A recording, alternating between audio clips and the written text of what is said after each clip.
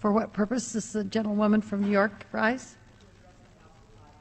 Without objection, the gentlewoman from New York is recognized for 5 minutes.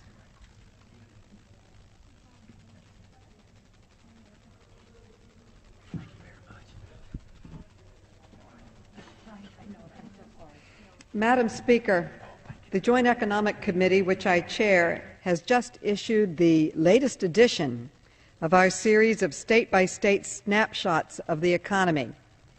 It notes that in June, private sector employment grew in 32 states and the District of Columbia, while the unemployment rate declined in 39 states and the District of Columbia. But the report also makes clear that our economic recovery is at a crossroads and still faces major challenges, in large part because of the staggering job losses caused by the policies of the prior administration. As you can see on this chart, how a steady descent into a red valley of severe job loss began in December 2007. The red is the prior administration. The last month that the former president was in office, this country lost 790,000 jobs. The journey back up under the Obama administration began in early 2009 and coincided with the passage of the Recovery Act.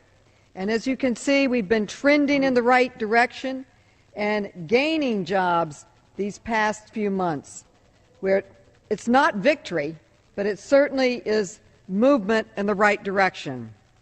But as our report notes, even if the private sector was currently creating jobs at the rate of 217,000 jobs per month, as occurred during the Clinton administration, the highest sustained rate of job creation in our nation's history, it will still take over 3 years to recreate the 8.5 million private sector jobs lost during the Great Recession.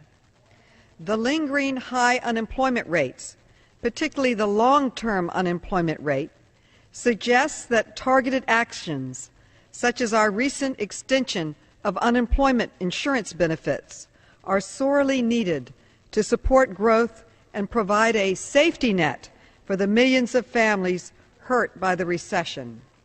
But there is still much more that Congress can and should do, particularly to help small businesses recover.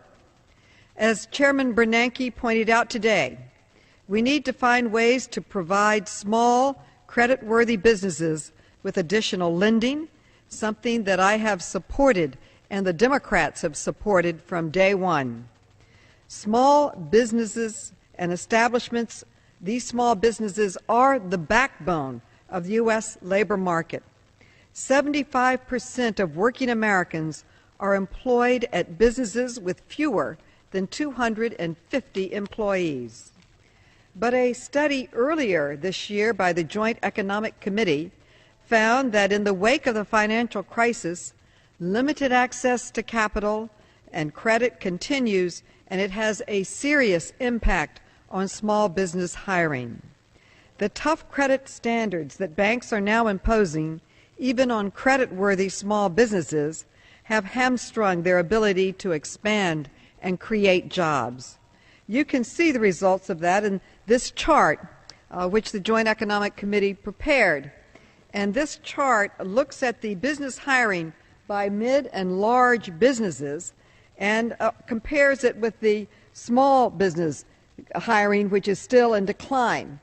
In most recoveries, it is small businesses that are the first to hire. But in this recovery, we see that it is the mid-size and the large businesses that are hiring, and that small businesses are not hiring, so they do need more support and more help in this economy. One additional thing we should do is ensure that small businesses are able to compete fairly for the federal contracts for which they are qualified. And the federal government contracts out roughly $435 billion every year. And under current law, federal agencies are required to establish contracting goals with at least 23% of all government buying targeted to smaller firms because they are the backbone. They hire the majority of Americans. But according to an analysis prepared by the American Small Business League of federal data, some of the small businesses that have been awarded federal contracts under the provision for small business contracts include some of the largest companies in America: Boeing, Northrop Grumman, General Dynamics, Hewlett-Packard, AT&T, and Rolls-Royce. These are all extremely fine companies, but by no stretch of the imagination are these small companies. That's why I urge my colleagues today to join me in supporting the Fairness and Transparency Act, Contracting Act of 2009, sponsored by my good friend and colleague, Congressman Henry Johnson.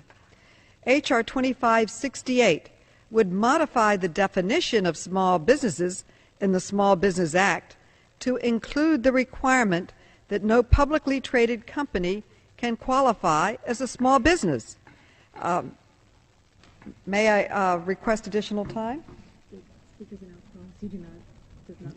We do not, the Speaker's announced policy does not permit.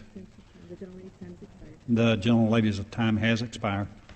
Well, it would require the publication of a report, and in short, it would require that small should actually mean small and require fairness and transparency. So I urge my colleagues to join me in co-sponsoring this important bill. I yield back. The lady yields back her time. For what purpose does the gentleman from Texas rise?